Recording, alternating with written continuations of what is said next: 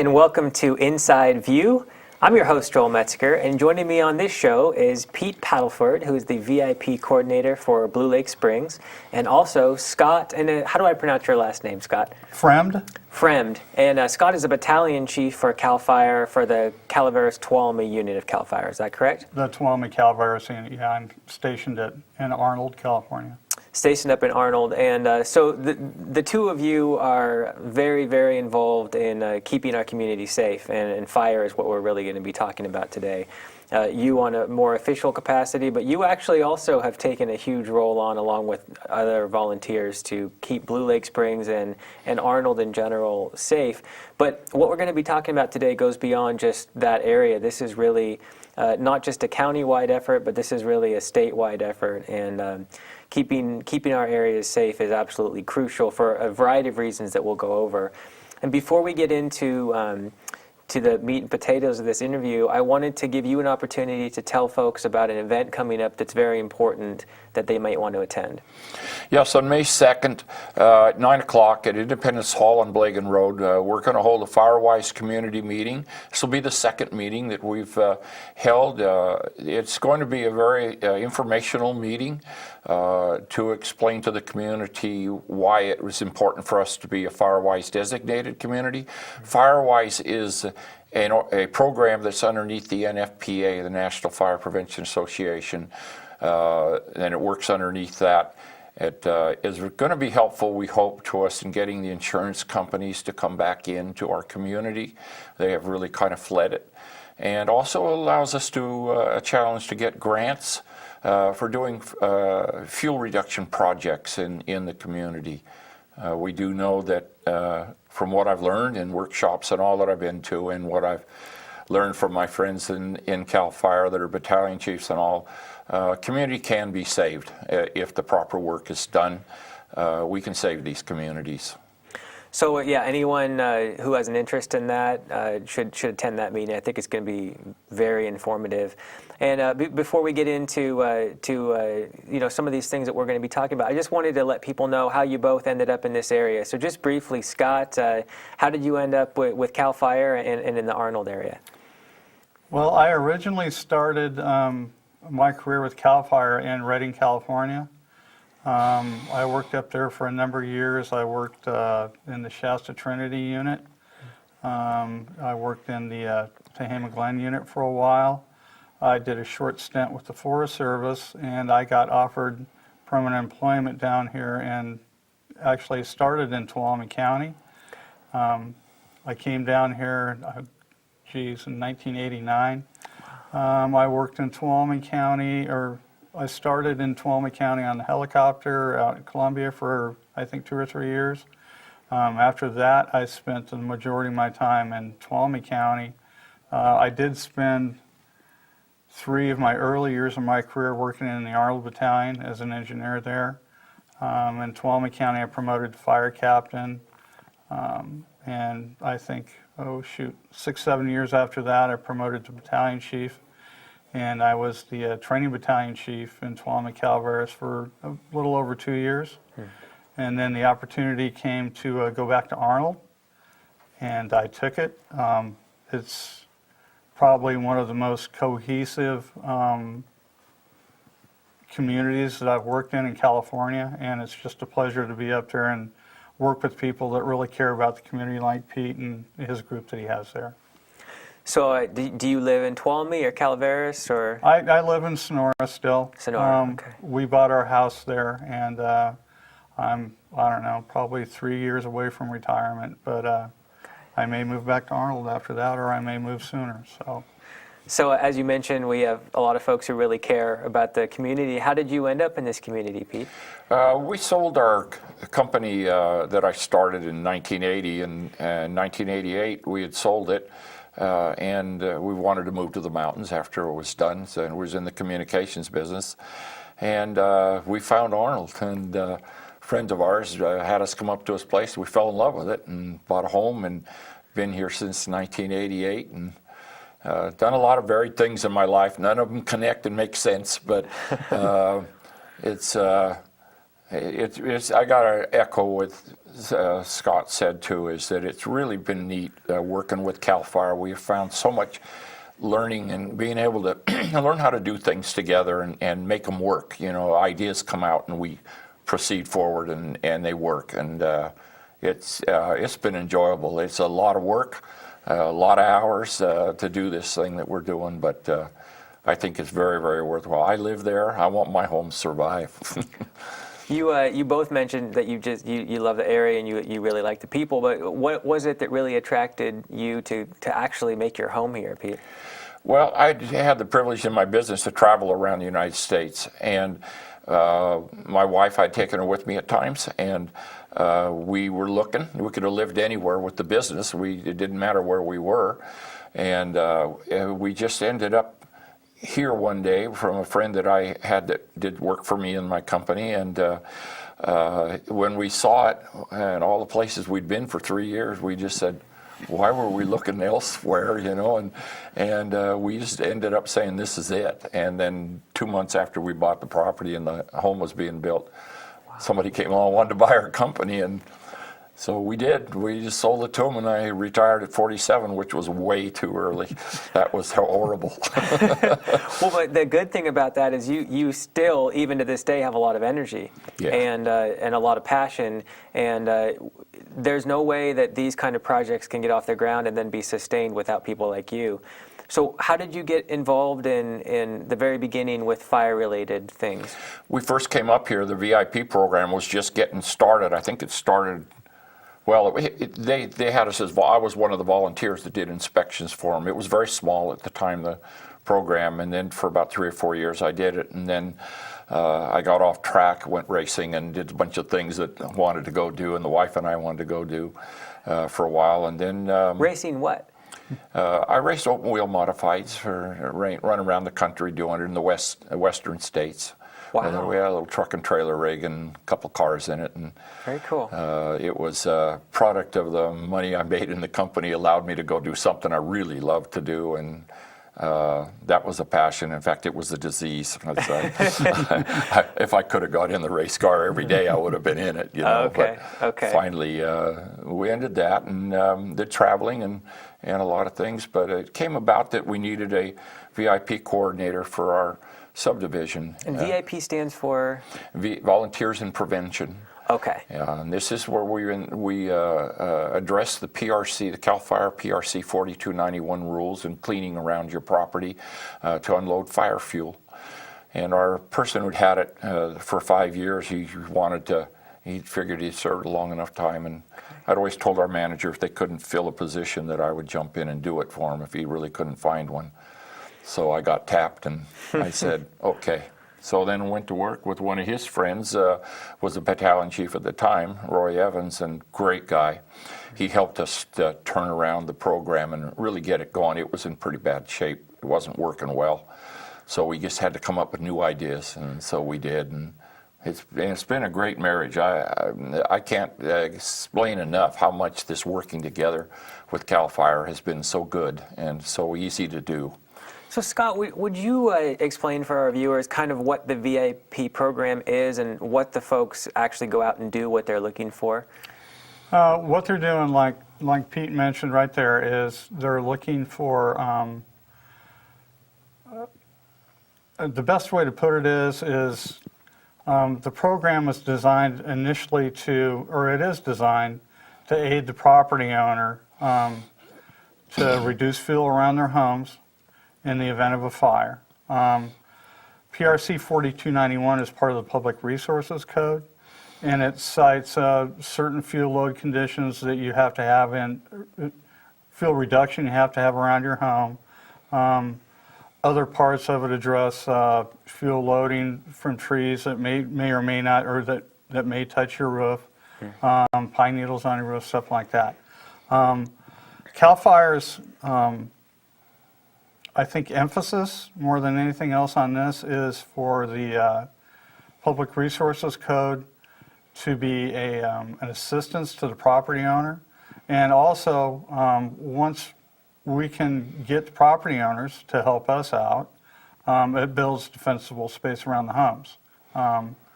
And that aids us in a lot of different ways. If the home has defensible space around it, we have to commit less fire apparatus to it to defend it, because obviously the fuel loading is quite low. That's the premium right there. The other premium is it allows some homes,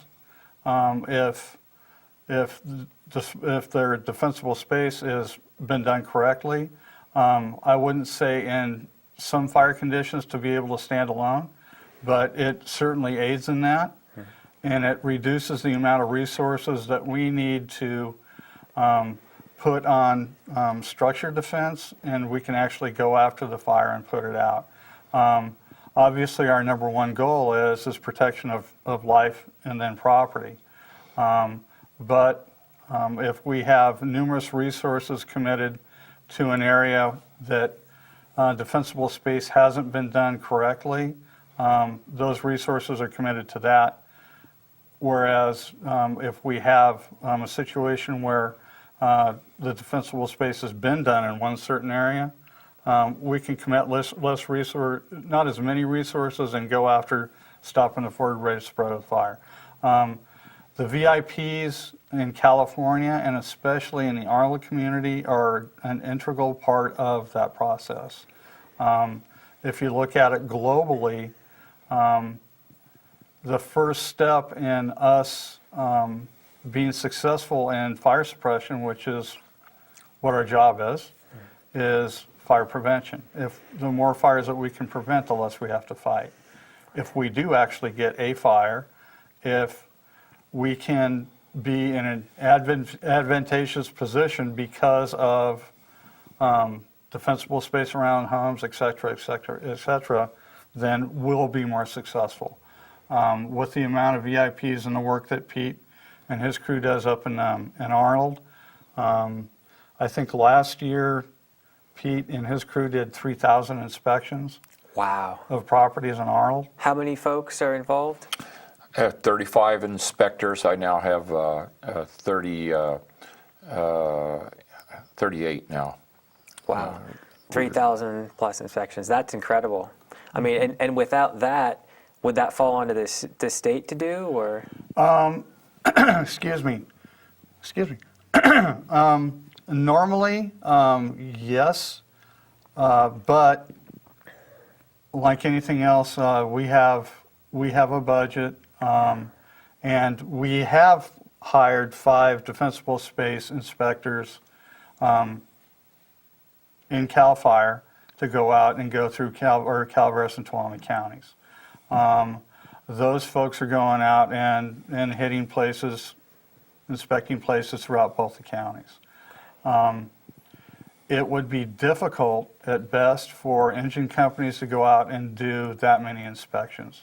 One has to bear in mind that engine company, a CAL FIRE engine company, is not only going to vegetation fires, we also go to structure fires, we run medical responses.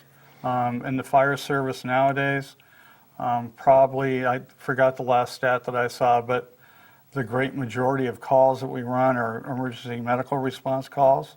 But with that, the crew still has to train, do a lot of other stuff. So the supplement of the volunteers in prevention, especially in the Arnold community, is invaluable. It really is. I know our department leans on them very heavily, especially in this community. And like I said, they're invaluable to us. So Pete, if I'm a new homeowner, I just bought a home in Blue Lake Springs, let's say, and I know nothing about defensible space, and you came by to help educate me, what would be kind of a really bare bones, what do I need to know as a homeowner?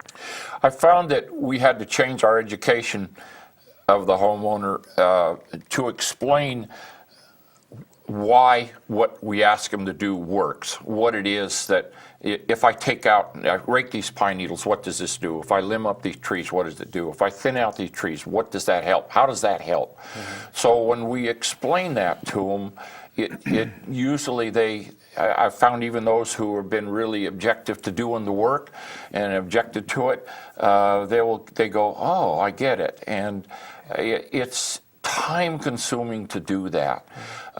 It's very hard. We train our inspectors every year. Our inspectors go to class every year. I try to bring to them everything I've learned to classes I go to, and that's my job, is to bring it to the homeowners, all that I've learned, to give it to them so that they understand why I get it when I go, and I go, wow, we've made great progress in figuring out what to do around these homes to have them, as you say, in a standalone. And the other thing is to get them cleaned so that our strike teams that come in will feel safe being around the home and not have a hazard for them. I try to explain that to them and to get the people to put themselves in the place of the firemen and all. And it's pretty much a good receptive situation. You always do have the people who just say, my house is going to burn down anyway, so I don't care, I have insurance, And I said, well, what about the people that live here that don't have another home to go to? Sure. So it's good. And by the way, it isn't, those 3,000 inspections are just Blue Lake Springs. There's 7 other subdivisions up there. Wow. So you have 2 larger ones that are just a little less than we are, that they do the process just like we do, and even the smaller subdivisions that do this. So the number is much, much larger than that on a total basis of what takes place with the VIPers. They're so critical to our success here. So what would the first 30 feet around my home, if it were ideal, what would that look like? You want to get the pine needles off the ground, and get bushes away from the house, trim the trees up, trim up high enough so a fireman can walk around and not, we don't need an injured fireman in a fire, and if he hits his head on a limb and jams his neck, he's out. So we need personnel, so we need to have that area clear of fuel, and a lot of the fuel that needs to be out of there around the house. I try to explain to people the best scenario to understand what's going on is you strike one of those wooden diamond matches, and you can put your finger really close to it underneath it, but you can't get your finger very close to that match if you have it above. So our idea is to get those flames up to 15, 20 feet up into the air and away. And it really does lower the heat factor around the home, and you don't have that explosive situation, and you don't have the danger to the fire personnel around. Okay, and then out to 100 feet, kind of a very similar thing. Continue to it's limit a 30 to 100 foot rule is unloading unnecessary small trees all over, and keep your major good trees in there. We don't want you to clear cut it. We just want to get the small fuel out, all the ground fuel. You can leave 4 inches of material on the ground, and that only creates a slight amount of heat. You don't have to rake that to the ground. We're considerate to erosion issues too. Mm-hmm. Some PRC 4291 rules are minimum rules. A lot of homes take more work to do than what those rules are, and that's part of the thing of trying to convince people, and the people that have the extra feet beyond the 100 foot from the home, to convince them to do that also, because the purpose is to unload that fire fuel. The more we get out, the bigger chance these guys have of saving those homes.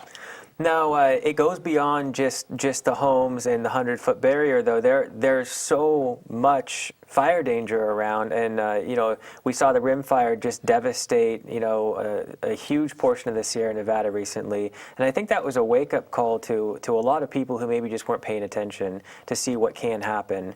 And so let's say a town like Arnold, it's a beautiful mountain community, not that many people, but a lot of homes tucked in the trees up there. How do we go about protecting a community like that in a better manner than it currently is? Well, I think we're on the first leg of the journey with the VIP program that we have, the defensible space around the homes. Mm-hmm. Other parts that we're actively other things that we're actively doing is fuel breaks and fuel reduction around subdivisions. Through grant processes and so forth and so on, through cooperation or other cooperators within CAL FIRE. U.S. Forest Service is doing some fuel reduction up in the Arnold area. Big Tree State Park is. Sierra Pacific Industries, as part of their timber harvest program, is doing a shaded fuel break up there, and they actively do that. So there's a lot of cooperation that goes on between the agencies. It may not be a written agreement, but everyone has identified what the fire danger is, what the risk envelope is to their resource, and they're doing their very best to mitigate that. The really cool part about it is it all just seems to go like this. It all seems to mesh. That is the really positive news. The grant that Pete's folks got in Blue Lake Springs, the SRA grant that they got, is $272,000 and $272,000 and change. That'll end up treating about 175 acres around Blue Lake Springs via the grant.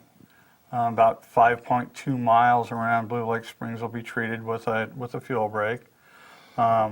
With the other people, with the other cooperators that I mentioned, and I might have forgotten one of them, that'll end up being about 10.2 miles of a fuel break, which will, with the drought conditions we have now, hopefully that'll slow it down and stop it. But at least it will give CAL FIRE Ebbets Pass, all the cooperating agencies in California that come up here for fires, a really good shot at saving all those homes. And that was part of that money, or those monies that Pete and the Calaveras Fire Safe Council got for that came from part of the SRA assessment that people are paying up in the foothills. And what does SRA stand for? State responsibility area. Okay. Yeah. And that's kind of the area that CAL FIRE takes responsibility for. And if people wanted to see a map of that to kind of understand, that's on the website if they want Yes, to go it on is, there. yeah. CAL FIRE. Yeah, Okay. yeah. So Pete, $270,000 and change. That's a huge. I mean, that's a huge amount of money. That's fantastic. It started out that we had 428,000 we needed to do all of our perimeter. We have half of our perimeter is right against the wildland area. The other half that we're being able to do is in between subdivisions to help protect both of us and give them the chance to have the resources. When we're doing our PRC 4291 and doing these things, we release resources for them to attack the fire that's coming in. It is a large number. I got to say, at the least, elated when it took place that we had got the announcement, we got the grant, and it's going to make a difference. It's really going to do the difference. And I'm so glad it came back through the SRA money because people had put it out, and there was a lot of complaints about it, and there were concerns about where's the money going to go that we're paying, where is it happening? Well, here's what's going. It's coming back to you. And this shaded fuel break is a thing I wanted to be sure. This isn't clear cutting these fire breaks that we're making. They are not clear cutting. They're the same basically as our 30 to 100 foot rules, eliminating as much as we can the fuel on the ground and thinning out trees. Another thing is they'll be doing some harvesting of some trees that are planted so close together they're in competition for nutrients and water. That'll create a healthier Much forest healthier environment. forest, and maybe help us slow down our problem with the beetle that is just killing trees like crazy. And we've lost over 450 trees in Blue Lake Springs this year, and the prediction is that that's going to double, from last year to this year. And we're trying to do things there's not much we can do, really. So it's generally understood that it's cheaper to prevent fires than to fight fire. Is that correct? Would you say? Oh, definitely. Well, yeah, definitely it is. But it's a managed risk, Okay. Yeah. and prevention is that's the cornerstone to part of the fire program that CAL FIRE has going on. But on the other hand, obviously we can't manage risk out totally. No. Risk of unwanted ignition, so forth and so on. Obviously, the more prevention work that we do, and the more that we do to reduce the risk envelope of a unwanted start, and reduce the amount of resource damage, property damage, and human life that's put at risk by that, it'll be a winning situation. And how wide is that fire break going to be? It's going to be 300 feet. 150 feet of it is the home that is in the subdivision. Okay. Those people on that perimeter may be required to do more than what they have done. They maybe extend past the 100 foot from the home. We're going to help out in that to some extent. We factored that into the grant to take care of those. And then the other 150 feet will be on the properties of private landowners that butt up to our perimeter properties, and we get permission. In fact, most of that, I've talked to most of those homeowners already, and they're just elated that it's taken place. So. And when is this going to get started? Well, I've asked our person at the Calaveras Fire Council, Bill Fullerton, when it's possible through our process of what we have to do, notification of homeowners and everything, if we could get going when we get going. He said it's possible that in October we could make it, but things don't always just go so good, so I'm more optimistic to a November or December time, which we also we can't go in and do this in high fire season, so if we get partway, it's not a one-year project, it's a multi-year project, so we have to stop in fire season and be cautious of that most of the time. So I can't believe we're getting close to the end here. This is such good information, but it's not just limited to Blue Lake Springs or Arnold. These are programs that you have been able to take advantage of, but others can do this too. And I think that's why it's so important for folks to go to this meeting coming up, because they could talk to you directly. So just remind folks one more time, and we have a couple more minutes here, but when is this meeting? And it's May 2nd, 9 o'clock, and we didn't put an end time on it because it's an open session for questions and answer period. Free lunch, hamburgers, hot dogs, and some drinks put on by Cal Waste, and we appreciate their effort of working with us. And yes, we are going to explain, and I am working with the other communities, the other associations and are in the community we're hoping we can put 7 more communities into the Firewise designation. We need to get the area into this before we can get the insurance companies to buy into the ball game. And again, if you don't have that, you might not be covered by your insurance company, so it's absolutely key. It makes sense with dollars and cents. I guess finally, thank you both for what you're doing. I love seeing folks collaborate and work together in the county. That's always just really refreshing.